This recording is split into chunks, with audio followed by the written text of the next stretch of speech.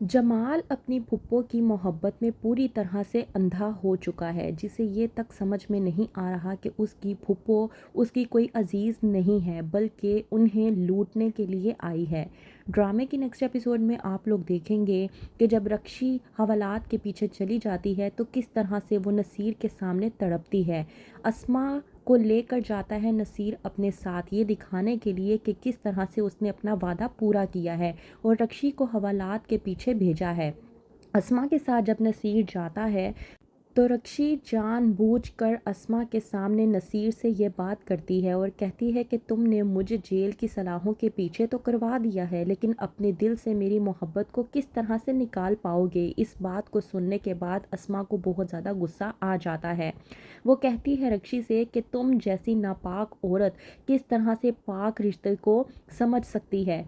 तुम जैसी औरतें ना तो निकाह करती हैं और ना ही निकाह जैसे पाक रिश्ते को इज्जत देती हैं, तो बेहतर ये है कि तुम जहाँ हो वहीं रहो, और वैसे भी तुम्हारा असल ठिकाना यही था। दूसरी तरफ समन जो के पास हो चुकी है, शहनाज को इस बात का गुस्सा होता है कि समन के ससुराल वालों से ना तो कोई मिठाई लेकर आया, मिठाई लाना तो दूर की बात है, किसी ने फ़ोन करके मुबारकबाद तक पेश नहीं की। जबकि अज़रा ये प्लानिंग कर रही होती है कि वो एक बार ही जाएगी और जाकर शादी की तारीख भी फ़िक्स कर देगी और जाकर समन को मुबारकबाद भी दे देगी।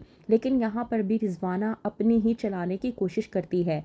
जब अज़रा सबके सामने डाइनिंग टेबल पर ये बात कर रही होती है कि आज हम सब लोगों ने वलीद की तारीख लेने जाना है, बस मैंने फैसला कर लिया है कि हम लोग आज वलीद के ससुराल वलीद की शादी की तारीख लेने के लिए जाएंगे, और मैंने तो अच्छी खासी तैयारियां भी कर ली हैं। तो रिजवाना इस बात पर भी टांग अड़ाती है और कहती है कि इतनी तैयारियां करने की क्या ज़रूरत है, तुम तो ऐसे कह रही हो जैसे तुम शादी की तारीख लेने नहीं जा रही बल्कि शादी करने जा रही हो।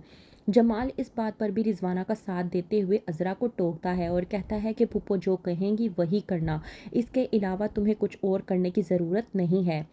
वहीं पर जमाल, जिसने अपने घर को चारों भाइयों के दरमियान बराबर में तकसीम करवाना था, उसकी आंखों पे इस हद तक फुप्पो के प्यार की पट्टी बंधी है कि उसने वो प्रॉपर्टी अपनी फुप्पो के नाम पर ही करवा दी है, ताकि आइंदा आने वाले वक्तों में अज़रा फुप्पो को जलील ना करवा सके। जबकि जमाल इस बात से पूरी तरह से अनजान है कि फुप्पो का मकसद यही था इस घर को अपने नाम पर करवाने का, और बाद में तुम सब लोगों को इस घर से धक्के देकर बाहर निकलवाने का। लेकिन जमाल, उसे तो अपनी फुप्पो के सिवा कुछ दिखता ही नहीं। ले जाता है जमाल अपने साथ अपनी फुप्पो को और जाकर पेपर्स पर साइन करवा देता है। वहीं पर रिजवाना आते साथ अपनी बेटी सायरा को कॉल करती है और कहती है कि मैंने तुझसे कहा था ना कि एक ना एक दिन ये घर मैं अपने नाम पर करवा कर ही रहूँगी। देख ले, आज वो दिन आ गया। मैंने ये बात कही तो थी, लेकिन मुझे ये नहीं पता था कि ये वक्त इतनी जल्दी आ जाएगा। मैं तो बहुत ज़्यादा खुश हूँ। ये वक्त हम पर कितनी जल्दी मेहरबान हुआ है, मैं तुझे बता नहीं सकती। जब सायरा पूछती है तो सायरा के पूछने पर रिजवाना बताती है कि घर अभी किसी के नाम पर नहीं हुआ था, लेकिन जमाल ने क्या किया, अपने भाइयों के नाम पर ये घर करवाने की बजाय मुझे अपने साथ ले गया और उस घर के कागजात पर मेरे साइन लेकर ये घर मेरे नाम पर करवा दिया। सायरा ये बात सुनने के बाद हैरान परेशान हो जाती है। उसे तो जैसे यकीन ही नहीं आता कि उसकी माँ सच बोल रही है। तो क्या किया जमाल ने? क्या वाकई ही में जमाल ने अपना घर, अपने भाइयों का घर फूफो के नाम पर करवा कर अपने और अपने भाइयों के हाथ कटवा दिए हैं? क्या उसने वाकई ही में अपनी ज़िंदगी की सबसे बड़ी गलती की है? क्या होगा आगे, मज़ीद जानने के लिए देखते रहिए ड्रामा सीरियल बेबी बाजी की बहुएं।